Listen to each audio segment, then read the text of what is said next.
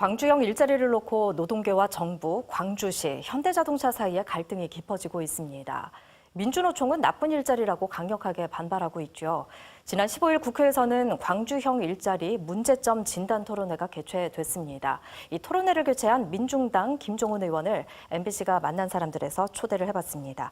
어서 오십시오. 안녕하세요. 반갑습니다. 네, 많이 바쁘시죠? 예, 고맙습니다. 예, 이른바 반값 연봉으로 일자리를 나누자는 광주형 일자리, 현재까지 어느 정도 진행이 되고 있습니까? 광주광역시에서 현대자동차를 상대로 투자 협약서를 설득하거나 그러한 노력들을 기울이고 있는 것 같습니다. 그런데 상호 간의 의견 차이가 많아서 아직까지 구체적인 진전은 마무리가 되고 있지 못한 것 같습니다. 여기에 대한 정부 여당은 물론이고 청와대까지 낮춰서 좀 압박하고 있는 모양새다 이렇게 볼 수 있을 것 같고요. 네. 노동계나 또 현대자동차 노조를 비롯해서는 이것이 나쁜 일자리를 만들 수 있는 우려와 지역 균형 발전을 깰 수 있는 부분이다라는 어떤 반발을 좀 하고 있는 상황이라고 볼 수 있겠습니다. 네, 노동계 반발이 있다고 말씀을 해주셨는데 이 광주형 일자리를 반대하는 그 이유는 구체적으로 뭐가 있을까요? 정부와 광주광역시가 나서가지고 기업하기 좋은 도시를 만들겠다. 또 적정임금, 적정노동을 유지하겠다 이렇게 말씀하시는데 적정임금과 적정노동을 누가 할 거냐라는 것에 대해서는 초헌법적일 수 있다 이런 것이죠. 광주광역시 조례로 할 수 없다는 것입니다. 여기에 대한 반발이 좀 있고요. 또 이러한 어떤 광주형 일자리뿐만 아니라 경남형 일자리 또 대구형 일자리 이렇게 만들어진다면 지자체가 실제적으로 나쁜 일자리를 만들기 위한 어떤 바닥 경제를 촉발할 수 있는 어떤 요인이 될 수 있다. 네. 그래서 노동자들의 어떤 노동 조건이 악화될 수 있다. 이렇게 여기고 있고요. 특히 또 이해 당사자인 노동자들과 충분한 논의가 되지 않았다. 문재인 정부는 늘 어쨌든 간에 수기민주주의를 강조해 왔거든요. 무슨 사안이든지 함께 논의를 해서 공론화해서 문제를 해결하자는 것이었는데 이 논의가 빠져 있음으로 인해 가지고 구체적으로 이것이 바른 방향으로 가기 어렵다. 이런 어떤 문제점을 제기하고 있는 듯합니다. 네, 협의의 문제도 있고 노동 환경이 전반적으로 하향 평준화될 수도 있다는 그런 지적이 있는 거군요. 이 광주형 일자리와 비슷한 모델이 이미 외국에서 시행이 됐다가 실패됐다는 얘기도 들리던데요. 이게 근본적으로 어떤 한계가 있을까요? 사례를 찾아보니까 독일 이제 폭스바겐에서 아우토 5000이라는 것을 실시한 적이 있었습니다.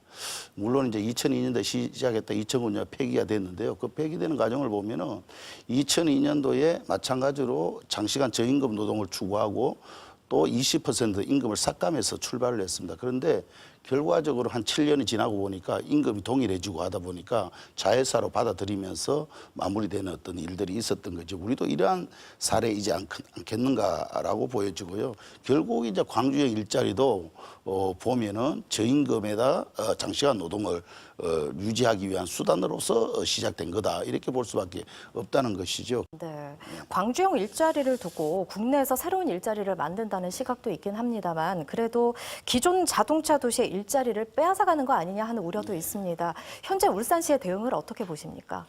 전반적인 어떤 지금 추진 과정이 보면 신규 일자리 창출이 아니라 있는 일자리를 대체하는 것 아니냐라는 것이죠. 지금 자동차 산업이 전반적으로 위기이고 어렵다라는 것을 하고 내수도 줄어들고 수출도 부진한 상태입니다. 그렇다면 오히려 자동차 산업에 기술 개발을 하고 투자를 늘려야 될 때인데 생산 시설은 남아도는데 이것을 굳이 확장할 이유가 있느냐라는 어떤 근본적인 문제를 가지고 있고요.